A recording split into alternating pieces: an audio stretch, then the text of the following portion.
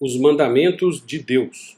Então nós estamos observando as evidências externas daquilo que aconteceu internamente em nós. Se nós fomos regenerados, recebemos um novo coração do Pai, recebemos o seu Santo Espírito dentro de nós, nós nascemos de novo e agora nós temos uma nova vontade e um novo relacionamento com Deus e um novo relacionamento com o pecado. E uma das atitudes de um cristão é justamente guardar os mandamentos de Deus.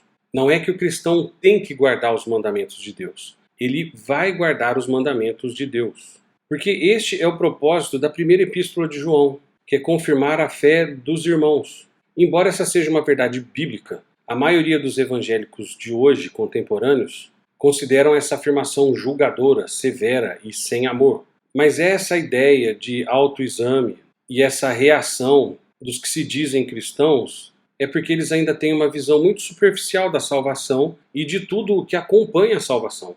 Eles já reduziram a salvação a uma decisão humana de aceitar a Cristo e pronto. Você se humilha diante de Deus e aceita Jesus como Salvador e pronto, resolveu. E a vida segue dependendo das contínuas escolhas, certas ou erradas, do novo convertido. E aí eles acreditam, até sinceramente, mas sinceramente errado, que por causa do amor de Deus, o cristão pode simplesmente não crescer, não amadurecer. O cristão pode se rebelar contra as instruções de Deus e escapar do discipulado, tá tudo bem. Mas quem afirma isso não é uma pessoa salva, porque ela ignora três importantes verdades da salvação. A primeira verdade é a doutrina da regeneração, que nós já vimos bem isso nos capítulos anteriores. A pessoa que se arrependeu do pecado e creu no Senhor Jesus Cristo só fez isso porque foi regenerada. Como essa pessoa se tornou uma nova criatura, com uma nova natureza e teve os seus afetos transformados, então ela teve uma postura diferente.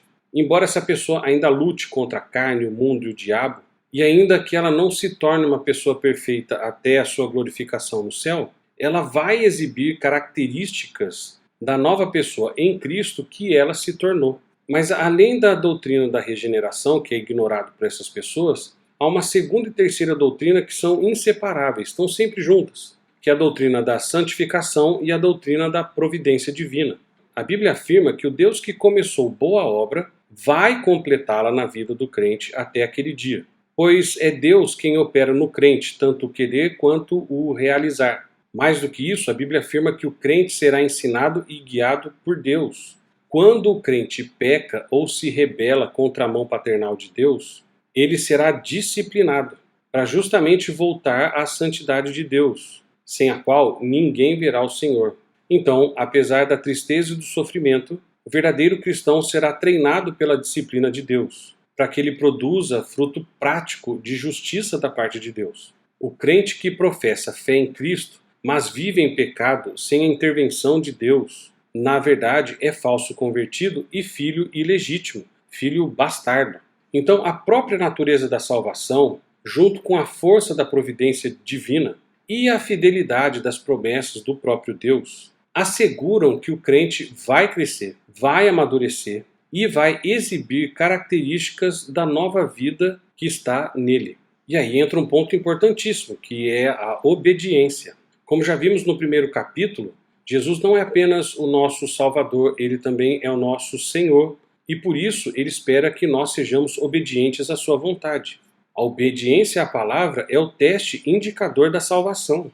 Porque a salvação é somente pela fé, certo? Os que creem ou ensinam qualquer outra coisa está debaixo de maldição, segundo o próprio Deus. Porém, a salvação mediante a fé resulta em boas obras, ou seja, em obediência à lei de Deus. A pessoa que foi salva pela fé começa a viver em conformidade com os mandamentos de Deus, não por uma vontade renovada, mas por uma vontade regenerada. Essa pessoa recebe uma nova natureza, ela se torna uma nova criatura e é habitada agora pelo Espírito Santo do próprio Deus. A Bíblia também diz que a pessoa morre para o velho homem e ressuscita para andar em novidade de vida. E tudo isso vem de Deus, que nos reconciliou consigo mesmo por meio de Cristo. E quando entendemos isso corretamente, nos voltamos a Deus em adoração e obediência.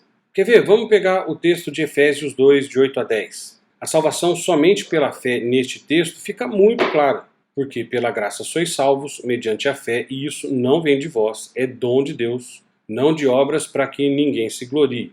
Então, após essa afirmação, outras duas doutrinas são apresentadas: a providência de Deus e a obra de santificação na vida do crente. Quer dizer, aqueles que foram justificados pela fé são criados em Cristo Jesus para boas obras, e boas obras que já foram preparadas por Deus antes da fundação do mundo, para que andássemos nelas. Esse é justamente o versículo 10. Tem vezes que as pessoas param no versículo 8 e 9 do capítulo 2 de Efésios, mas elas não continuam e vão até o 10. Porque Deus não justifica uma pessoa para abandoná-la logo depois. Graças a Ele mesmo, Deus é capaz de justificar e santificar o maior dos pecadores. E veja que triste. Várias pessoas estão nos bancos das igrejas a cada domingo, carnais e não santificadas. Não porque as promessas de Deus tenham falhado, mas porque ainda não são convertidas. Elas têm forma de piedade, mas negam o poder de Deus. Identificam-se com Cristo, mas praticam iniquidade. Elas clamam, Senhor, Senhor, mas não fazem o que Ele manda.